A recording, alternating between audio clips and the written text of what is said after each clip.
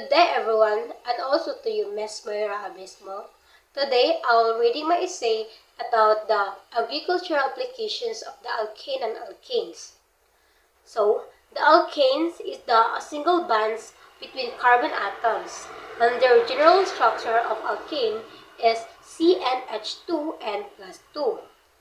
And when I research about the alkane, it is simplest forms of hydrocarbon. One of the primary uses of alkenes in agriculture is a solvent of career for pesticides and herbicides. This helps in the effective applications of pesticides, ensuring the crops are adequately protected from pests and disease. The main points of alkenes are organic compounds that consist entirely of single-bonded carbon and hydrogen atoms and lack any other functional groups.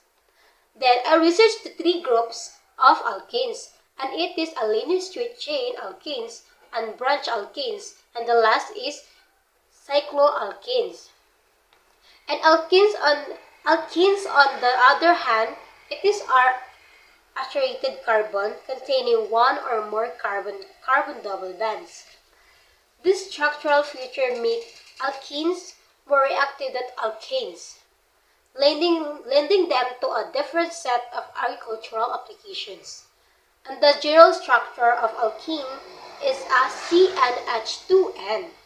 Furthermore, alkenes are also used in the synthesis of agrochemicals, including certain herbicides and insecticides. Alkenes are generally colorless, nonpolar compounds, somewhat similar to alkanes but more reactive. A carbon-carbon double bond consists of a sigma band and a pi band. This double band is stronger than a single covalent band. So, the roles of alkenes and alkanes in agriculture is organic chemistry in modern farming practices, while alkanes provide stability and functionality in applications just as solvent and plastics. Alkenes offer reactivity that is essential in plant hormone regulations and agrochemical synthesis.